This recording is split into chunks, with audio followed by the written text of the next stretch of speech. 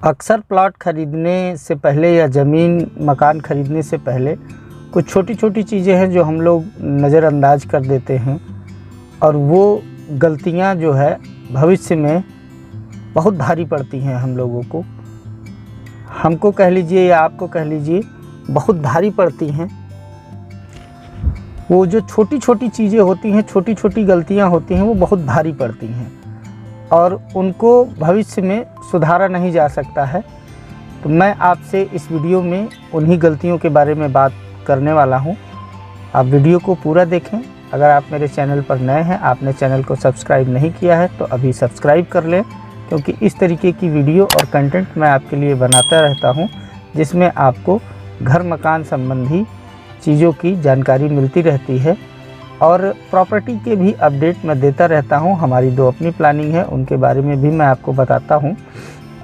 तो आज ये वीडियो मैं बना रहा हूं आपको ऐसी गलतियां करने से रोकने के लिए जो अक्सर लोग करते हैं, और वो 95% लोग ज़मीन या मकान खरीदने से पहले ये गलतियां ज़रूर करते हैं और वो गलतियां करने के बाद में वो जीवन भर परेशान रहते हैं। कोई रास्ता उनके पास नहीं रहता है, घर में गृह कलेश हो जाता है, बच्चे बिगड़ जाते हैं, बहुत सी चीज़ें होती हैं जो आपको नहीं करनी चाहिए। चलिए तो शुरू करते हैं। तो सबसे पहला पॉइंट है हमारा कि लोग अपनी रोड पर ख़रीदना चाहते हैं। मान लीजिए आप कहीं लखनऊ से मैं वीडियो बनाता हूं, तो आप लखनऊ में रह रहे हैं, लखनऊ में ज़मीन खरीदना चाहते हैं, आप लखनऊ के बाहर से हैं कहीं से, तो लोग अक्सर क्या करते हैं कि अपनी रोड पर ख़रीदना चाहते हैं कि अगर मैं सुल्तानपुर रहता हूं तो सुल्तानपुर रोड पर ख़रीदूँगा, या फैज़ाबाद रहता हूं तो फैज़ाबाद रोड ख़रीदूँगा, जिसमें मुझे अपने घर जाने में आसानी हो। तो भाई साहब, आपको अपने घर या अपने गांव रोज़ तो जाना नहीं है। आपको डेली जाना है ऑफिस, आपके बच्चों को स्कूल, आपको चाहिए मार्केट डेली या हॉस्पिटल कभी कभार जाना पड़ता है, भगवान न करे जाना पड़े, लेकिन हॉस्पिटल जाना पड़ता है, और शहर में आपको जाना पड़ता है। बहुत सारी चीज़ें ऐसी होती हैं जिनको आपको डेली यूज करना है, डेली वहाँ जाना आना है। तो गांव तो आपको डेली जाना नहीं है, तो आप ऐसी जगह प्लॉट और मकान लें जहाँ से आपको रोज़मर्रा की ज़रूरतें आपकी नज़दीक हों। आपका स्कूल नज़दीक, आपके बच्चों का स्कूल नज़दीक हो, अच्छा स्कूल जिसमें आप पढ़ाना चाहते हो, आपका ऑफिस नज़दीक हो, और हो सके तो रेलवे स्टेशन वगैरह या पब्लिक ट्रांसपोर्ट जो आप यूज करें, अगर यूज करते हैं तो वो नज़दीक आपको मिल जाए। तो पहला पॉइंट तो ये हो गया। दूसरा पॉइंट ये हो गया कि कॉलोनी किस तरीके की है। बहुत से लोग प्लांट कॉलोनी बनाते हैं और बहुत अनप्लांट कॉलोनी होती हैं। तो वहाँ पर क्या होता है कि मान लीजिए कि छोटे छोटे मकान ज़्यादा हैं। अगर छोटे मकान ज़्यादा हैं तो वहाँ पर आबादी भी बहुत ज़्यादा होने वाली है। तो सड़कों का साइज़ क्या है, जो मेन रोड आपका है, जो मेन आवागमन का रोड है, उसका साइज़ आज की डेट में क्या है। मान लीजिए आज देखने जाते हैं तो वहाँ आबादी कम है, आपको भीड़ भाड़ नहीं दिखेगी, नहीं लगेगी, और निकलने के जो रास्ते हैं वो टोटल कितने हैं। एक ही मेन रोड है जिससे सभी को आना जाना है, या आपकी गली से बहुत से मेन रोड कनेक्टेड हैं, या आपकी गली से कई सारे रास्ते हैं, आप निकल सकते हैं। ये ना हो भविष्य में कि 30 फुट का रोड है और 30 फुट के रोड में वहाँ पर आबादी जो रह रही है वो 50,000 की आबादी है। तो डेली सुबह शाम ऑफिस जाने में आने में आप जाम में ही फंसे रहेंगे।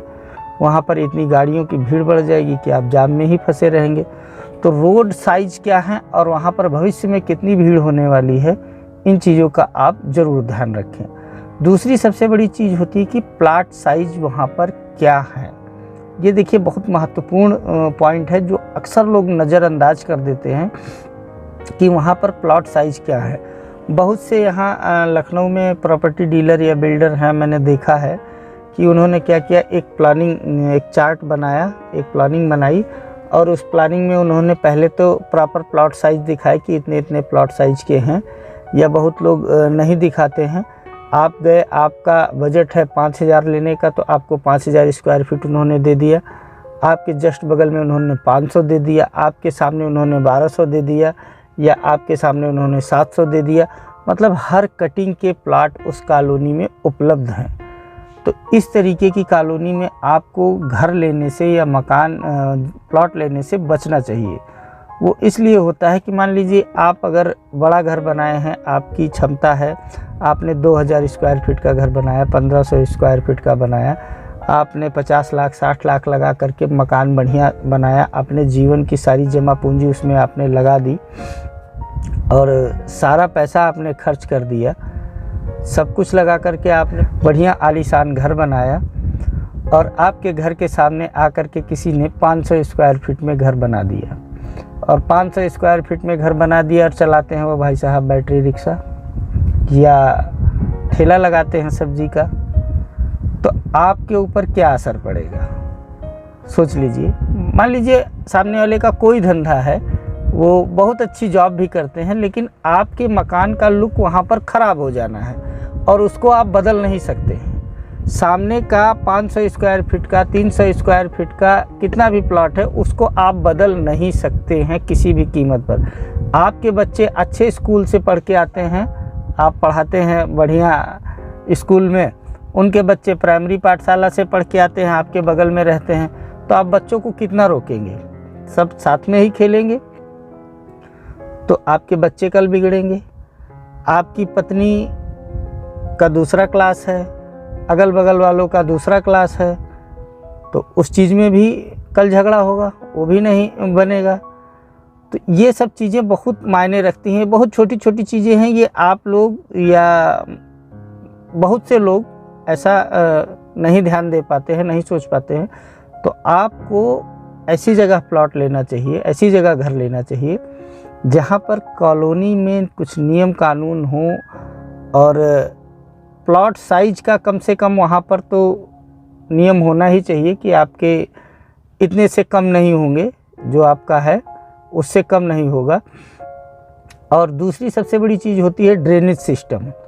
ड्रेनेज सिस्टम वहाँ पर कैसा है, जो बिल्डर आपको दे रहा है वो आपको वहाँ पर सीवर ऑफ़र कर रहा है या नहीं कर रहा है, नाली बना करके दे रहा है या नहीं दे रहा है, और अगर व्यवस्था है तो ड्रेनेज की क्या व्यवस्था है। अभी देखिए, जिन चीज़ों पे मैं आपसे बात कर रहा हूँ उन चीज़ों का कहीं ना कहीं मैं भुक्तभोगी हूँ या मेरे बहुत से जानने वाले मिलने वाले रिश्तेदार इस चीज़ के भुक्तभोगी हैं। जिन चीज़ों पे मैं बात कर रहा हूँ उन चीज़ों को उन्होंने नज़रअंदाज किया और आज उस चीज़ को लेकर के परेशान हैं। और ये बाद में ऐसा नहीं हो सकता कि आप इसको बदल दें। घर बनाने के बाद में आप बदल नहीं सकते, क्योंकि आप बार बार घर नहीं बना सकते हैं। बहुत ही कम लोग ऐसे हैं जो जीवन में बार बार घर बनाएंगे, बदलेंगे, बहुत लोग नहीं कर सकते हैं। तो ड्रेनेज सिस्टम अगर प्रॉपर नहीं है तब भी आपको समस्या आने वाली है। और जो चौथी बात या पांचवी बात मैं आपसे करने वाला हूं, जो पांचवा पॉइंट है, वो है इस चीज़ का कि वहाँ पर बिजली की व्यवस्था क्या है। लोग करते क्या हैं कि खंभे लगा दिए। आपने देखा कि हाँ प्लॉटिंग है, प्लॉट है, यहाँ पर खंभे बिजली के लगे हुए हैं और कोई समस्या नहीं है। तो भाई साहब, बिजली के खंभे लगने से आपके यहाँ कनेक्शन नहीं आ जाएगा। आप जब वहाँ पर बिजली कनेक्शन के लिए अप्लाई करने जाएंगे तो जो बिजली विभाग के जेई साहब हैं वो कम से कम आपको 4-5 लाख रुपए का, जो भी दूरी हो, जितनी दूर पर लाइन हो, 4-5 लाख, 10 लाख, 20 लाख, 35 लाख तक लोगों को मैंने देखा है एस्टीमेट उन्होंने थमाया है। 10 लाख रुपए का प्लॉट लिया उन्होंने, 12 लाख रुपए का प्लॉट लिया और बिजली लेने के लिए उनको 35 लाख रुपए का एस्टीमेट पकड़ा दिया गया। तो आज वो परेशान हो गए। तो क्या किया जाए इसके लिए? तो आप बिजली की व्यवस्था के लिए परेशान हो जाएंगे। आपने मकान तो बना लिया लेकिन बिजली के लिए आप बहुत परेशान होंगे। तो बिजली की व्यवस्था प्रॉपर होनी चाहिए। भले बिल्डर आपसे कंट्रीब्यूशन ले ले, उस चीज़ का पैसा आपसे ले ले, लेकिन वहाँ पर बिजली की प्रॉपर व्यवस्था होनी चाहिए। और जो छठा पॉइंट आता है, वो छठा पॉइंट ये है कि जो ज़मीन आप ले रहे हैं, लोग दाखिल खारिज के पीछे भागते हैं। मैंने देखा है कि लोग फ़ोन करेंगे तो पहले पूछेंगे ज़मीन दाखिल खारिज है या नहीं है, या ज़मीन है तो किस कास्ट की है, किस बिरादरी की है। तो भाई साहब, इन सब चीज़ों से कोई फ़र्क नहीं पड़ता है कि किसकी है ज़मीन, किसकी नहीं है। ज़मीन किसी भी बिरादरी की हो, किसी की भी हो, बस वह ज़मीन सरकारी अभिलेखों में आवासी होनी चाहिए। उस ज़मीन को आवासी कराया गया हो, 143 हो या धारा 80 हो, अगर पुराना होगा तो 143 होगा, और अगर नया होगा तो धारा 80 होगा। तो वह ज़मीन आवासी कराई हुई हो तो आप उसको आसानी से ले सकते हैं। वो किसी भी बिरादरी की ज़मीन हो, कोई भी उसका मालिक हो, आप ले सकते हैं, उसमें कोई समस्या नहीं है। अगर वह ज़मीन आवासी नहीं है तो आपको बैंक से लोन लेने में नाक से चने चबाने पड़ जाएंगे। ये समझ लीजिए, एकदम नाक से चने चबाने पड़ जाएंगे। आपको लोन नहीं मिलेगा। अगर मिलेगा भी तो जहाँ पर 7% के ब्याज पर आपको लोन मिलना है, 7% पर एनम, वही लोन आपको 12% से 16% पर लेना पड़ेगा। और रही आवासी कराने की बात, तो आप एक टुकड़ा आवासी कराने के लिए इतनी आसानी से नहीं करा पाएंगे। उसमें आपसे इतनी फीस और इतने चार्जेस लग जाएंगे कि आपका दिमाग वैसे ही फट जाएगा। तो अगर आप घर बनाने के लिए ज़मीन ले रहे हैं तो वह आवासी होना बहुत ज़रूरी है। दाखिल खारिज से आपको कोई बहुत फ़ायदा नहीं होने वाला है। दाखिल खारिज से सिर्फ आप देख सकते हैं कि खतौनी में आपका नाम चढ़ा है, और आवासी ज़मीन में खतौनी में आपका नाम नहीं चढ़ेगा, लेकिन जो दूसरा पोर्टल होता है वहाँ पर आप उसके मालिक होंगे और उस ज़मीन की वैल्यू आपके दाखिल खारिज वाली ज़मीन की वैल्यू से अधिक होगी। ये समझ लीजिए। और जो 7वां पॉइंट है, बहुत ज़्यादा वीडियो लंबा नहीं करूँगा, बहुत सी चीज़ें होती हैं, मैं बस 7 पॉइंट तक आपसे बात करूँगा। जो 7वां पॉइंट होता है वो 7वां पॉइंट है कि उस जगह पर और उस जगह के अगल बगल किस धर्म और किस समुदाय के लोग रहते हैं। देखिए, धर्म और समुदाय दो चीज़ें मैं आपसे कह रहा हूँ कि आप किस धर्म से हैं या आप धर्म में किस समुदाय से हैं। आप क्या है, ब्राह्मण हैं, ठाकुर हैं, यादव हैं या क्या है। तो इन सब चीज़ों का भी आपको थोड़ा ध्यान रखना चाहिए कि आपके अगल बगल बसने वाले लोग आपके सिमिलर हों। सिमिलर जाति धर्म से ही नहीं, अगर प्रोफेशन से भी हों। अगर वहाँ जॉब करने वाले लोग हैं तो आप कोशिश करिए, अगर आप गवर्नमेंट जॉब में हैं तो गवर्नमेंट जॉब वाले ही लोग हों। और बिजनेस अगर आप करते हैं तो अगर बिजनेस वाले लोग मिल जाएं, वैसे ऐसा मिलना बड़ा मुश्किल होता है, लेकिन फिर भी कोशिश करें जहाँ तक आपको अपने प्रोफेशन से मिलते जुलते प्रोफेशन के लोग मिल जाएं, वो आपके लिए ज़्यादा अच्छा रहेगा, क्योंकि उनमें और आप में बहुत सी समानताएं होंगी। जैसे आपके बच्चे जहाँ पढ़ेंगे वहाँ उनके बच्चे भी लगभग पढ़ते होंगे। आपकी पत्नी का, उनकी पत्नी का, आपके बच्चों के, उनके बच्चों का उठना बैठना, मिलना जुलना और तमाम चीज़ें होती हैं, बहुत सी चीज़ें होती हैं। या मान लीजिए कोई तीज त्यौहार पर्व पड़ता है, उन सब चीज़ उस समय आपके आपस में जो अंडरस्टैंडिंग होती है, मिलना जुलना, उठना बैठना, एंजॉय करना, वो सारी चीज़ें, तो माहौल आपके घर का एकदम सुखमय रहेगा। आप खुश रहेंगे और आपके परिवार वाले भी खुश रहेंगे, संतुष्ट रहेंगे। और अगर इन सारी चीज़ों को आपने नज़रअंदाज किया, सिर्फ ये देखा कि प्लॉट कहाँ मिल जाए, जल्दी से सस्ता मिल जाए और बस मिल जाए, तो बस मिल जाए में फिर आपको बहुत समस्याएं भविष्य में होने वाली हैं। तो आप इन सारी चीज़ों को नोट कर लें। और अगर आप किसी भी मुद्दे पर चाहते हैं तो आप मुझे कमेंट करें, मैं आपको बताऊंगा, उस पर वीडियो बनाऊंगा। और अगर वीडियो आपको अच्छा लगा हो, वीडियो में दी गई जानकारी से आप संतुष्ट हैं या आपके कोई सवाल हैं, तो आप मुझसे पूछ सकते हैं। अगर आप वीडियो से संतुष्ट हैं, वीडियो में दी गई जानकारी से संतुष्ट हैं और वीडियो आपको पसंद आया तो वीडियो को लाइक ज़रूर करें, कमेंट करें, शेयर करें।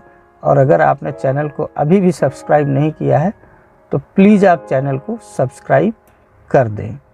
मिलते हैं आपसे नए वीडियो में, तब तक के लिए नमस्कार।